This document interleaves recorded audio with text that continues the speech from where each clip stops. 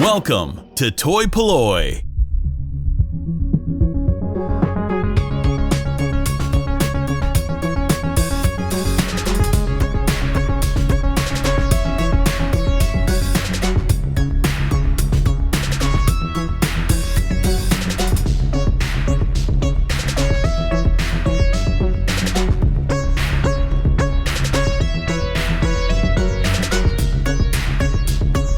Hello and welcome to another video from toy-polloi. Today I'm at the Westpoint Arena in Exeter for what is the first toy fair I've been to in well over a year, so I'm really very excited to see what's going on. It's all COVID compliant here, so we've got to wear masks and sanitize and check in and all of that sort of stuff, so it's going to be quite a different sort of toy fair, I feel, because of what everybody has to wear, but it should still be good fun. I'm a bit out of practice for sort of rummaging for toys, so I'm just going to go and have a look, and hopefully I'll be able to find some good things because there's plenty of bits I need for projects. So yeah, let's go in and we'll see what we can get.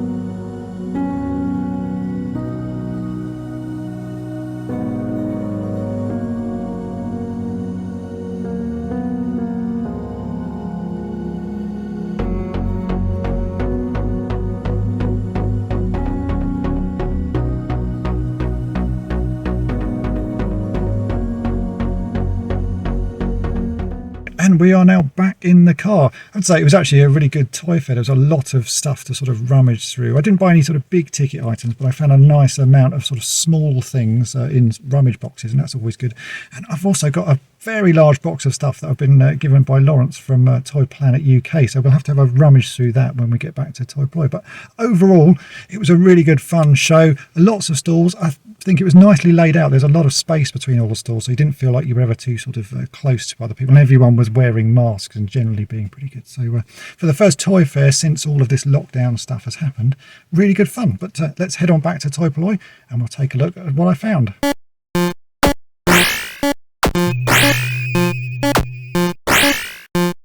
Right, so I am now back at Toy Polloi, and we'll start with a couple of bits that I picked up from Lawrence at Toy Planet UK.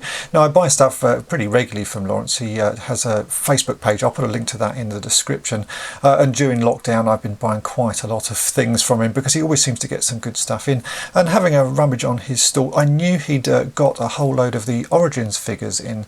I think someone had sold him a load of them. They'd already been sort of discarded and that. And so he was selling them a few pounds cheaper than actually buying a sort of carded version, but these are pretty much new figures. So I picked up a Trapjaw, as he's one that I really did want to get, and as I say, it's come pretty much straight off the cards. I don't think it's been played with at all or anything, so it's as good as it would have been off the card, but just that little bit cheaper. And I also picked up a Runamuck. Now, I really do like Runamuck and Runabout, the Spy Changer Transformers, and at some point in the future I hope to do a video on them, sort of restoring them, because I bought this toy as a child, and even straight out of the packet it was a really annoying toy. It never transformed properly.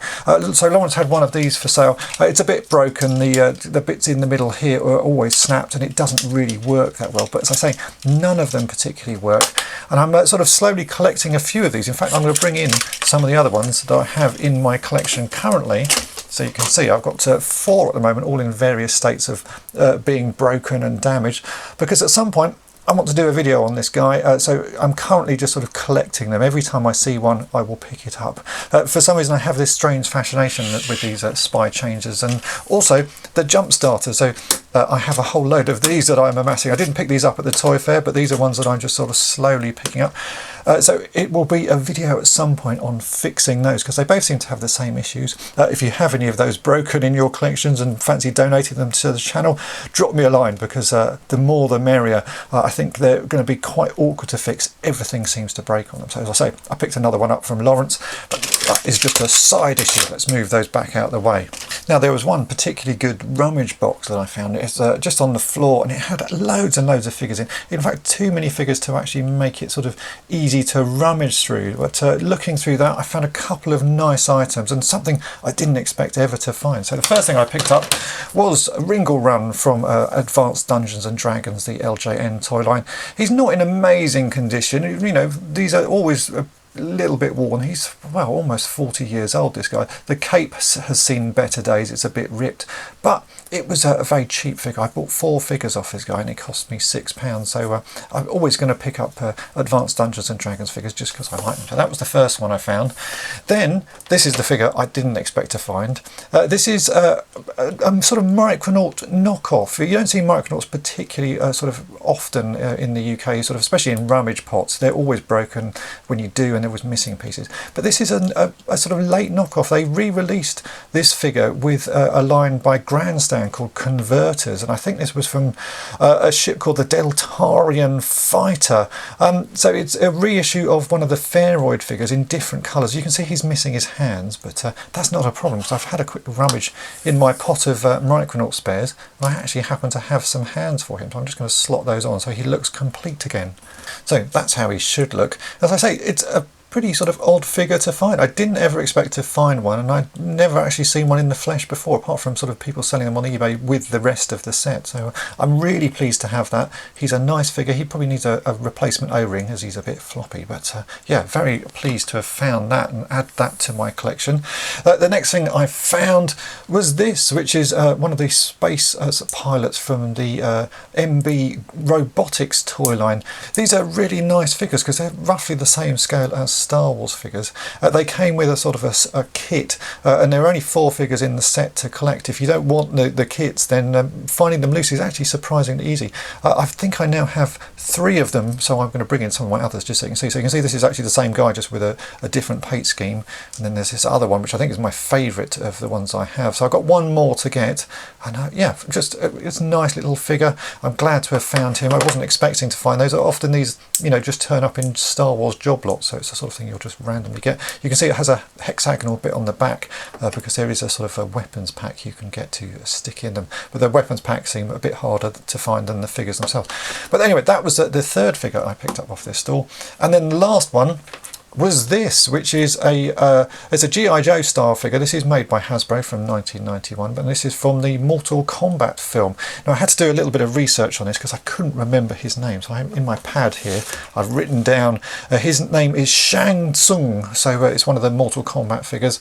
Again, actually in reasonable condition, a little bit dirty on the fabric parts, but yeah, for as I say, all 4 of these figures cost me £6, so it's £1.50 each, an absolute bargain, and I'm pleased to have found him. Next up was a couple of figures picked up from Vintage 72. Again, a guy, Steve, who runs that. I chat with him on Facebook quite often, and he also has a Facebook page. I will link to that one in the description, where he sells all sorts of toys.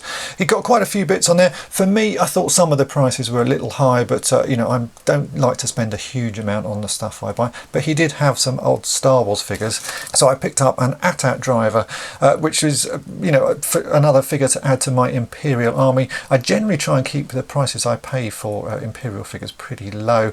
He had this for £4 and very kindly chucked in Muton as well to go with that, so I got these 2 figures for £4. And with current prices on Star Wars, I actually thought that was pretty reasonable, and he will now join Yellow Squadron. The Muton, it's seen better days, very well played with. I'm going to say he's probably been played out in the garden. He's got a lot of dirt and grime in him, but again, with a good clean, that will join my Red Shadows army. So 2 new additions to the Red Shadows and the Yellow Squadron armies that I'm slowly building here. And yeah, nice to have them. Then a pretty boring thing to buy, but something if you collect Action Man you will always need, and that is hands. There's a stall there that often sells sort of Action Man parts, and it had lots of the replacement hands for Action Man figures.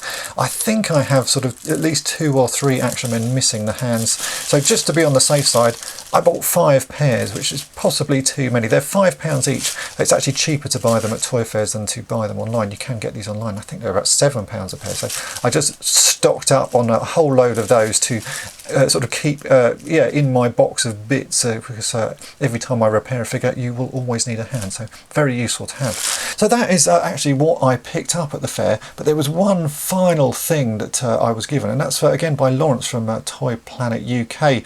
He messaged me a while back saying that during the lockdown things he's been clearing out his stockroom, and every time he finds a broken figure he chucks it in a box, and he very kindly gave me a box of broken toys. I'm going to show you a little bit of footage of it now. This was in the boot of my car.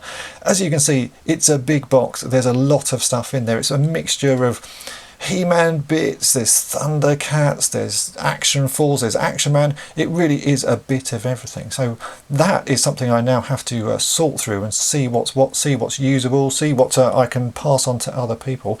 And I think I'll be going through that in a separate video, because there really is so much of it to sort of go through. Although this was the first toy fair I'd managed to go to this year, I did actually go to a flea market a few weeks back at the Bath and West Showground. It was a really lovely sunny day, and there were absolutely masses of stalls. But sadly, very few toys to be found, and I did only pick up one thing there, but it was one thing I really needed. I'd been sort of looking through my collection at what bits I could replace and upgrade, and I realised that my poor little Corgi Buck Rogers Starfighter was in a sorry state. So I grabbed a nice sort of, well, not minty, but a much nicer version of the Corgi Juniors Buck Rogers Starfighter to add to my collection there, and this is the one I got. I think it cost me £3. When I brought this home, cleaned it up, you can see that's what it looked like. And then I looked at my larger Corgi Starfighter and realised that that is in quite a sorry state. So hopefully at another sort of toy fair I will find the larger version as well for sort of a good price. But I was pleased to be able to replace this one because the Corgi Juniors one that I have is really very beaten up and very chewed. I think some child must have chewed the edges at some point. So anyway, a nice sort of replacement for something I already had in my collection. So as you can see, the toy fair for me was a good day. I've picked up a nice selection of pieces. There were no big ticket items, but all of these pieces are bits that I wanted. And I'm especially pleased with this little Micronaut grandstand converter figure. I really didn't expect to find that, but he's going to be a really nice addition to my growing Micronauts and Microman collection. And the rest are just all useful pieces that will either go in my collection or go in some of my armies or for future projects. So I hope you've enjoyed this video. If you have, then make sure to click the subscribe button and tap the bell to be notified each time I upload a new video. And thanks for watching. Thanks for watching toy-polloi. Subscribe for more great videos. You can also follow toy-polloi on Twitter, Facebook, and Instagram.